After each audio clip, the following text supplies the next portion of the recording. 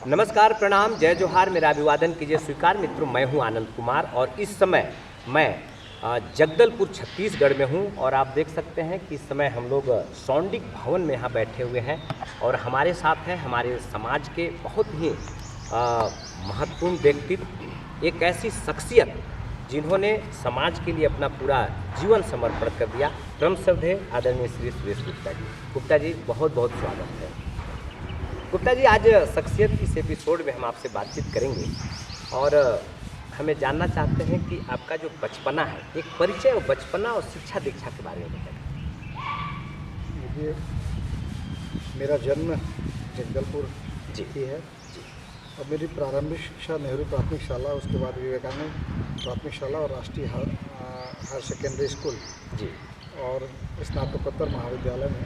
जी यहाँ मेरी शिक्षा, मैं कह सकता हूँ, मैं ग्रेजुएशन नहीं कर पाया, जी जी इसलिए मैं हायर सेकेंडरी कहता हूँ। जी जी ये मेरी प्रारंभिक शिक्षा है और मूलतः मैं एक कृषक परिवार से हूँ। जी पिताजी का छोटा सा व्यवसाय के साथ साथ कृषि कार्य था। हम लोग ऐसे 5 भाई होते हैं। जी मैं भाइयों में चौथे क्रम से हूँ, जी जो हमारी बहनें हैं। जी इस तरह से हमारा पूरा परिवार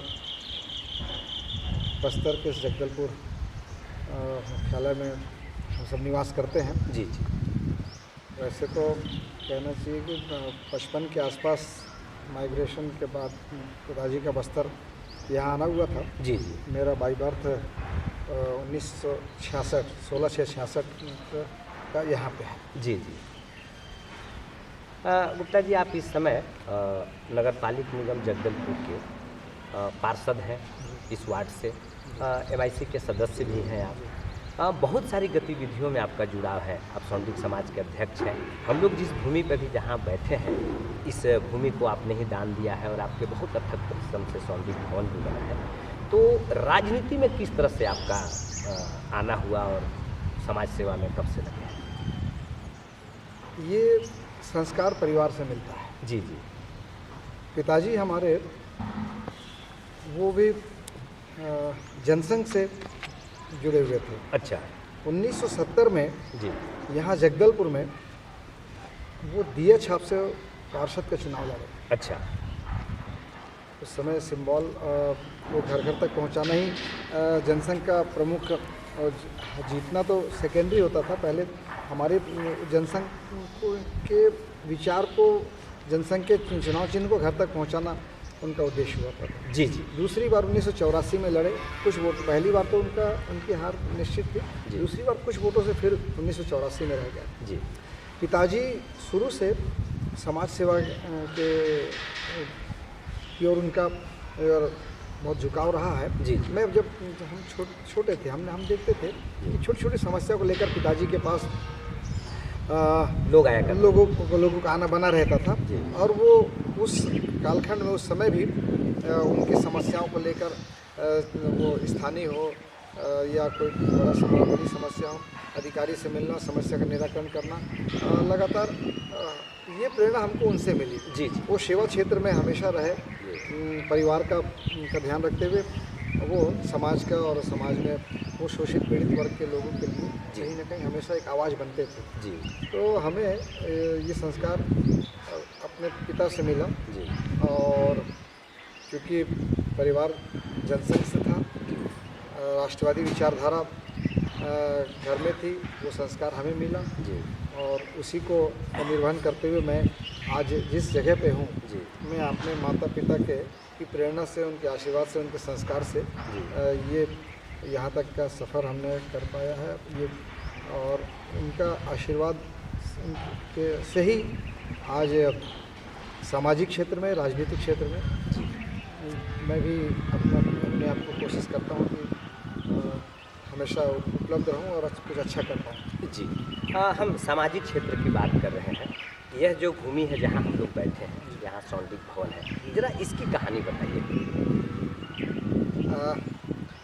राधे कृष्ण गुप्ता जी जी वो अब हमारे बीच में नहीं रहे। जी वो जब सहकारिता में थे, मध्य प्रदेश का ये भाग छत्तीसगढ़ हुआ करता था। जी जी और वो मध्य प्रदेश में नौकरी करते हुए जी उनमें जो समाज को एक करने का, समाज को दिशा देने का, हमारे सामाजिक पारंपरिक हमारी सांस्कृतिक धरोहर गतिविधियों को संरक्षित करने का उनकी जो ललक थी, जी वो भोपाल से चलकर बस्तर आते थे और यहाँ पे बैठ के लेते थे, जी बैठक लेते थे। तो उस समय जो हमारे बुजुर्ग हुआ करते थे, जिनकी वो बैठक लेते थे, समाज को संगठित करने का प्रयास करते थे, उस समय हम वहाँ दरी बिछाते थे। अच्छा। तो और राधा कृष्ण गुप्ता जी का बस्तर में यहाँ आना होता था। यहाँ जो समाज के लोग थे उनको संगठित करना, उनको एक मार्गदर्शक की भूमिका निभाए। जी वो जो उस कालखंड में जो थे उनसे जितना बन पाया उन्होंने समाज के लिए किया। जी वो ललक कहीं ना कहीं हमारे मन में थी जी कि हम अन्य समाजों को देखते थे जी कि वो समाज संगठित है और कुछ न कुछ रचनात्मक, धार्मिक, सामाजिक रचनात्मक कार्य में लगे रहते हैं। जी तो हम क्यों नहीं। तो मैं राधा कृष्ण गुप्ता जी से प्रेरित होकर जी हमारे जो उस युवा साथी जो थे, जी हम लोगों के मन में ये 3 हमारे युवा साथियों के मन में ऐसा विचार आया जी कि समाज जो यहाँ स्थापित था जी। वो तो चलिए अपने स्तर से कर रहा था, लेकिन युवाओं के मन में विचार आया कि हम लोग को भी अब बढ़ चढ़कर इसमें हिस्सा लेना चाहिए। जी जी इसमें राजेश गुप्ता जी वर्तमान में जगदलपुर BO हैं, जी अनिल गुप्ता जी वो भी शिक्षक हैं, और एक उमेश गुप्ता जी। व्यवसाय से हैं। जी। ये 3 लोगों ने मिलकर, आज भी वो संरक्षक की भूमिका में हैं, जी। ये 3 लोग मिलकर पूरे गांव चूँकि एक बात महत्वपूर्ण विषय बताना चाहूँगा मैं आपको जी जी बिल्कुल। कि हमारा समाज जो है बस्तर में, जी। शहर में, जगदलपुर शहर में उनकी संख्या बहुत 20% कम है। अच्छा। 80% हमारे समाज दूरस्थ अंचलों में फैले हुए हैं। जी वो 10 किलोमीटर से लेकर 50-60 किलोमीटर दूरी तक। जी जी तो उस समय 2003 के आसपास में वो अपने संसाधन से गांव-गांव ये प्रवास करते थे और एक सबसे एक युवा वर्ग से मिलकर उनकी एक बैठक आहूत की। उस समय में 2004 की बात है, मैं पार्षद बन चुका था। जी जी पहली बार पार्षद निर्वाचित हुआ था, जगदलपुर भाजपा का पार्षद था। जी। MIC मेंबर भी था, तभी था मैं। जी जी वो बैठक आहूत हुई और बैठक में अच्छी संख्या में हमारे युवाओं की उपस्थिति रही। जी जी और वहाँ पे एक विचार बना और विचार बैठक इतना सार्थक रहा। जी। और वहाँ पे मैं भी उस युवा होने के नाते उस बैठक में शामिल हुआ था। जी जी वहाँ सब लोगों ने बहुत सारे बिंदुओं पे विचार करने के बाद एक कर्मचारी भवन था, वहाँ हमारी बैठक थी और उस बैठक में सबने मिलकर मुझे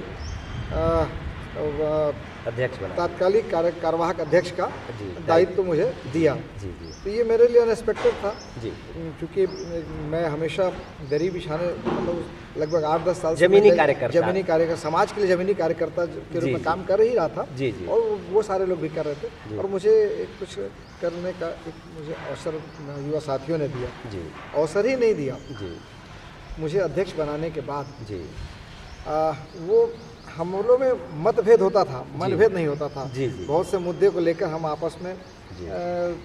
लड़ते थे। जी लेकिन एक जगह बैठकर फिर किसी एक निष्कर्ष पे पहुंचते थे। जी हम लोग 2004 के बाद हमारा सफ़र जो चालू हुआ, जी जी सबसे पहले हमने ये कहा कि जब तक हमें अपने बैठने का स्थान हमारा अपने स्वयं का नहीं होगा, जी जी तब तक समाज एकत्र नहीं होगा। एक तो हम युवावस्था में थे, जी दूसरा उस कालखंड में समाज को हमारे साथ जोड़ने के लिए हमारे जो उस समय के बुज़ुर्ग थे, जी। उनके मन में विश्वास पैदा करने के लिए हमारे में एक जज्बा था, ललक था, और वो ललक ही हमें यहाँ तक लाया कि 2007 में हम लोगों ने कई जगह ज़मीनों की तलाश की।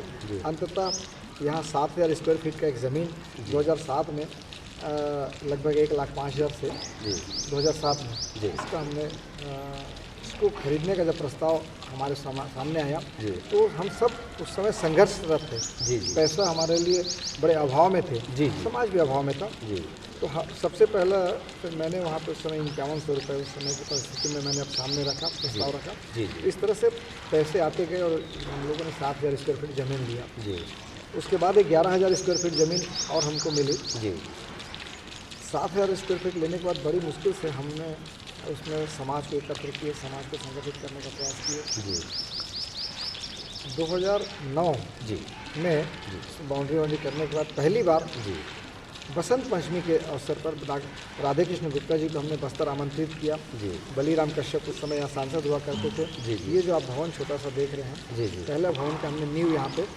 2009 में रखा जी। और 2013 बसंत पंचमी को जी। इसका हमने लोकार्पण किया। अच्छा। जब मतभेद हमारे युवा साथियों में ये होता था, जी। हमने जमीन भी ले लिया, भवन छोटा सा भवन बनाने का, अपने एक बैठक के स्थान करने का हमने निर्णय लिया। जी तो बात आई कि पैसा कहाँ से आएगा। जी जी तो वहाँ हमारे कुछ साथियों ने ये कहा कि नहीं, पहले हमको समाज से पैसा एकत्र करना चाहिए, जी और पैसा एकत्र करना बहुत कठिन काम था। जी जी तो हम बोले पहले हम नींव रखेंगे, जी अपने पैसे से रखेंगे, जी और जैसे जैसे नींव से निर्माण होता जाएगा हम इसको दिखाकर समाज से जी हम पैसे मांगेंगे। जी और हमारे इरादे मजबूत थे, जी हमारे इरादे मजबूत थे, हौसले मजबूत थे। हमारे में मतभेद था कि नहीं, पहले पैसा होगा फिर भवन बनाएंगे हम, और हम लोगों का, कुछ लोगों का कहना था नहीं, हम भवन बनाएंगे फिर पैसा आता रहेगा। जी जी इरादे के आगे हमारे हमारा ये जो है संकल्प पूरा हुआ, जी और हमने एक भवन का निर्माण किया। जब पहले बार ये भवन बना, जी उसके बाद बात आई कि ये ज़मीन हमारी, मेरे और मेरे भाई सुनील गुप्ता, जी हम 2 लोगों के पास थी। जी फिर समाज से मांग आया कि इतनी छोटी सी ज़मीन में जी समाज को वो रूप हम नहीं दे पाएंगे जो एक होना चाहिए। जी जी जी समाज बार बार हमें प्रेरित करता था कि ये ज़मीन भी आप यदि समाज को दे दें। तो सशुल्क जी जब देने की बात आई, तो जब हमने अपना इतना कीमती वक्त समाज को दिया, जी तो हमने कहा कि इसका पैसा नहीं लेंगे, 8,000 स्क्वायर फीट ज़मीन। जी फिर हम दोनों भाई ने मिलकर समाज को निःशुल्क अरे हमने दे दिया, दान अर्पित दे किया। जी जी अर्पित किया। आज ये भवन आप इधर देखेंगे, दूसरी भवन ये हमारा है। आज करोड़ों का एसेट हमारा इसमें खड़ा है। जी जितने भी कार्य हुए नींव से निर्माण तक, जी। सारे कार्य में समाज ने हमें भरपूर सही, बस्तर सौंडिक समाज जो है, जी। बस्तर संभाग सौंडिक समाज भरपूर हमारा सहयोग किया। कभी किसी ने वो समय नहीं दिए, लेकिन हमारे कार्य को सबने स्वीकार किया। जी समाज के प्रति हमारी जो लगन थी, हमारा सहयोग था, हमारा समर्पण था, जी। उसको सबने स्वीकार किया, और हर कदम पे हमारे साथ थे। युवा साथी हम सब रात दिन लग मिले, जी मिलके इतने समाज का हमने ये आज बस जो एक एम्पायर हमने खड़ा किया है। जी जी आज ये बस्तर ही नहीं, हमें गर्व है कि पूरे छत्तीसगढ़ में जी इकलौता भवन है। इकलौता भवन है, और जी। इसको बस्तर को इस रूप में जाना जाता है कि यहाँ बस्तर में समाज का संगठन बहुत मजबूत है। जी जी 2 दिन बाद यहाँ बसंत पंचमी है, उसकी जी। तैयारी भी हम लोग यहाँ कर रहे हैं। बसंत पंचमी को हम लोग हर साल बसंत पंचमी को यहाँ वार्षिक उत्सव मनाते हैं। जी गुप्ता जी, ये तो रहा बस्तर का ये सौंडिक भवन की कहानी। इस समय हमारे छत्तीसगढ़ प्रदेश में और देश में सूरी समाज बहुत जागृत हुआ है। हमारा पिछले 2025 में हम 2 बड़े सम्मेलन किए हैं। राष्ट्रीय स्तर पे एक सम्मेलन रायपुर में और अंतर्राष्ट्रीय स्तर पे नई दिल्ली में। अब आप समाज के संगठन को किस तरह से देखते हैं? कितना आपको लगता है कि अच्छा हो रहा है? देखिए, आज यदि बस्तर को पूरे, मैं कहता हूँ कि भारत में जी जहाँ जहाँ ये भवन की चित्र पहुँचती है, जी भवन के बारे में जानकारी होती है, जी जहाँ भी समाज के लोग हैं, जहाँ हमारा संगठन है, जी वो इसको अप्रिशिएट करते हैं, स्वीकार करते हैं, और भूरी भूरी प्रशंसा करते हैं। जी जी बिल्कुल, करना भी चाहिए। काम ने आपने ऐसा किया है। जी तो जब भी बस्तर का कोई व्यक्ति, सामाजिक व्यक्ति कहीं बाहर जाता है, जी तो उसको सम्मान मिलता है। जी इसके पीछे हमारा जो त्याग है, वो त्याग बहुत छोटा हुआ पड़ जाता है। जी जी अब जो सम्मान मिलता है, जो प्रशंसा मिलती है, जी हमने अपना जो बहुमूल्य समय समाज को दिया, जी। आज वो बहुत बहुनत नज़र आता है। जी जो सम्मान से बड़ा धन कुछ नहीं है। जी तो मैं तो अपेक्षा करूंगा कि जी। हमारे प्रदेश संगठन से, जी राष्ट्रीय संगठन से, जब प्रदेश का संगठन का गठन हो रहा था, जी मैं बस्तर ही नहीं, पूरे छत्तीसगढ़ के हमारे समाज के बंधुओं सबकी अपेक्षाएं हैं जी प्रदेश संगठन से जी कि जिस हेतु वो संगठन बना है, जी। उस निमित्त थोड़ा कार्य किया जाए, जी। जिससे निसंदेह मुख्यालय है हमारा, जी। हमारी राजधानी है, कैपिटल है छत्तीसगढ़ का, जी जी और यदि वहाँ जिन्होंने जिम्मेदारी ली है, और जिम्मेदारी समाज ने जिनको दिया है, जी जी और उनकी जिम्मेदारी बनती है जी कि वो समाज को साथ में लेकर जी समाज के अनुरूप जी। वो समाज के लिए काम करे, जी। जिससे आज जिस तरह से बस्तर के समाज के लोगों को सम्मान पूरे देश में मिल रहा है, हम चाहते हैं कि छत्तीसगढ़ के भी हमारे जो प्रदेश स्तरीय संगठन है, जी उनको भी वह सम्मान राष्ट्रीय अंतर्राष्ट्रीय स्तर पर मिले कि छत्तीसगढ़ में इनके नेतृत्व में, इनके कालखंड में ऐसा काम हुआ है। तो ये हम ये अपेक्षा रखेंगे और इस कार्य हेतु हम बस्तर सौंडिक समाज, बस्तर संभाग सौंडिक समाज तन मन धन से प्रदेश संगठन के साथ खड़ा है। जी हाँ, गुप्ता जी आपने अपना पूरा जीवन समाज को समर्पित किया है। न्यूज़ से लेकर निर्माण तक आपने काम किया है और निस्संदेह यह जो चीज़ है सदियों तक याद रखा जाएगा।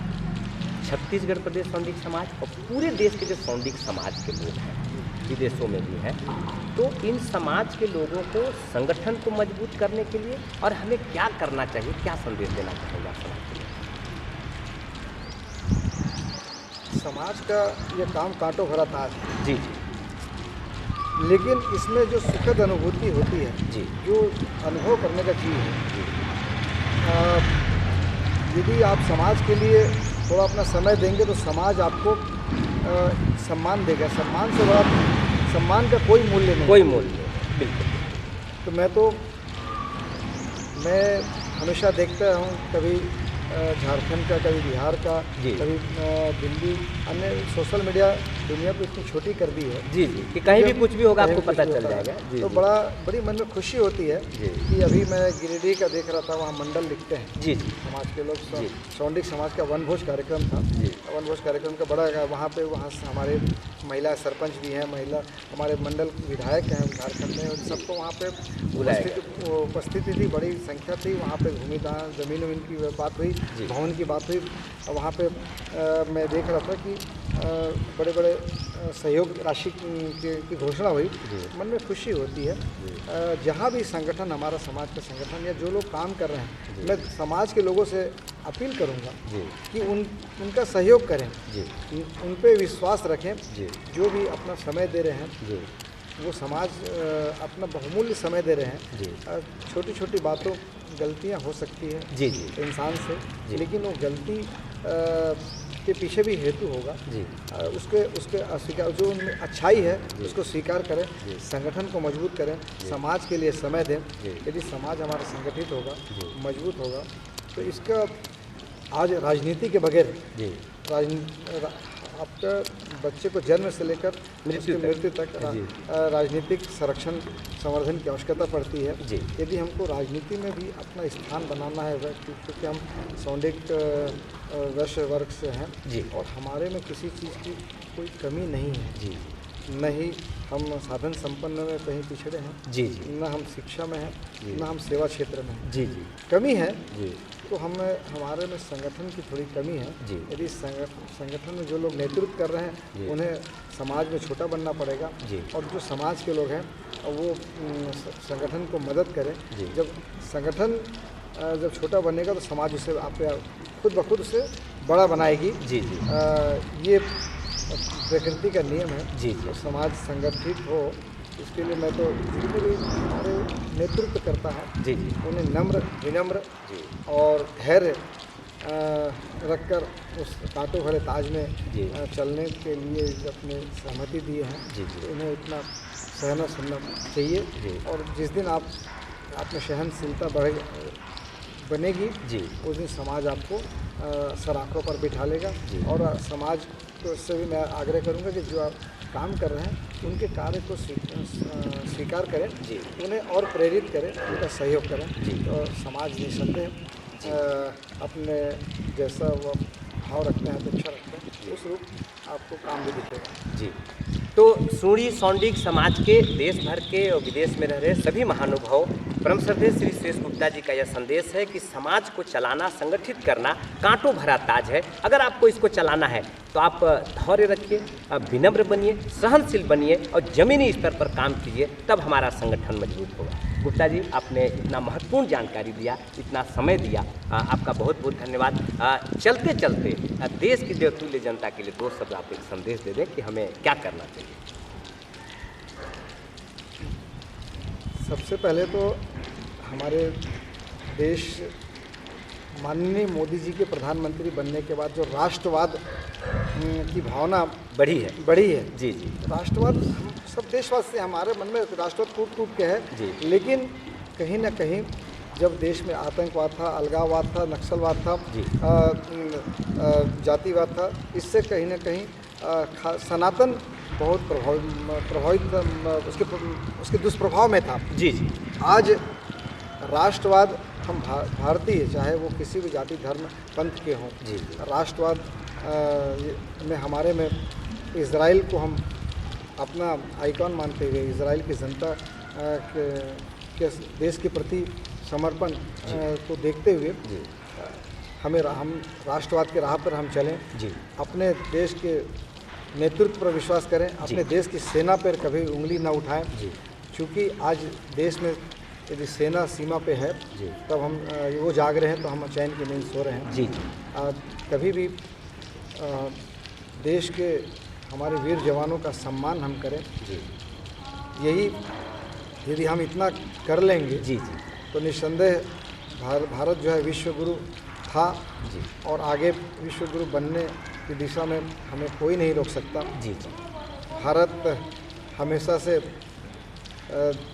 विश्व में शांति का संदेश दिया है, जी जी। और अभी भी दे रहा है। आगे भारत विश्व गुरु बनेगा, मैं तो ये उम्मीद करता हूँ। जी जी। तो मित्रों, ये थे आज के हमारे मेहमान। शख्सियत के नए एपिसोड में फिर मुलाकात होगी। आइए हम सब मिलकर समाज का, देश का सेवा करें और इस देश को आगे बढ़ाने के लिए अपनी भूमिका तय करें। बहुत बहुत धन्यवाद। जय श्री राम। जय श्री राम।